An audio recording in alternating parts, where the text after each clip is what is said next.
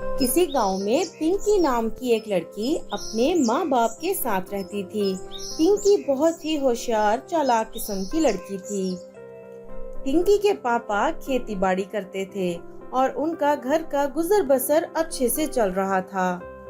पिंकी को कहानियां सुनने का बहुत शौक था और वो रोज रात को सोने से पहले अपनी माँ को कहानियां सुनाने के लिए कहा करती और फिर कहानी सुनते सुनते ही सो जाया करती थी। एक दिन पिंकी ने अपने पापा मम्मा को बातें करते हुए सुना। सलमा, इस बार फसल अच्छी नहीं हुई है, बहुत ज्यादा नुकसान हो गया है। अब हम क्या खाएंगे? अरे आप फिक्र मत करें, सब ठीक हो जाएगा। और अपने माँ बाप की ये सभी बातें पिंकी सुन लेती है और बहुत उदास हो जाती है और सोचती है, काश मैं अपने पापा मम्मा की कोई मदद कर पाती। एक दिन पिंकी अपने दोस्तों के साथ खेलकर घर वापस आ ही रही होती है कि उसे रास्ते में एक बूढ़ी औरत की आवाज सुनाई देती है। वो इधर उधर देखने लगती है और सोचती है कि आखिर ये आवाजें कहाँ से आ रही हैं।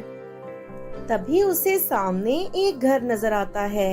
वो घर के अंदर जाकर देखती है, वहाँ एक बूढ़ी औरत बीमार पड़ी हुई है और पिंकी उस बुढ़िया के पास जाकर पूछती है, दादी अम्मा, आपको क्या हुआ है? आप ठीक तो है ना? नहीं बेटा, मैं बहुत बीमार हूँ और मेरी मदद करने वाला कोई नहीं है। आप फिक्र मत कीजिए दादी माँ, मैं आपकी मदद करूँगी।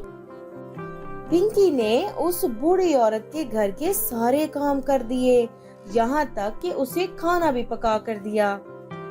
वो बूढ़ी औरत पिंकी से बहुत खुश हो जाती है और उसे ढेर सारी दुआएं भी देती है और अपने घर वापस पिंकी चली जाती है। रास्ते में वो देखती है कि एक कुत्ता बहुत भौंक रहा था। वो उसे खाना खाने के लिए देती है। पिंकी ऐसी ही थी, वो सबकी मदद करती थी और मदद करके उसे बहुत खुशी मिलती थी। ये सब कुछ आसमान में एक परी देख रही होती है और ये सब देखने के बाद वो परी पिंकी के पास आती है और कहती है, तुम बहुत अच्छी लड़की हो, तुम सबकी मदद करती हो, मुझे तुम्हारी ये बात बहुत पसंद आई है।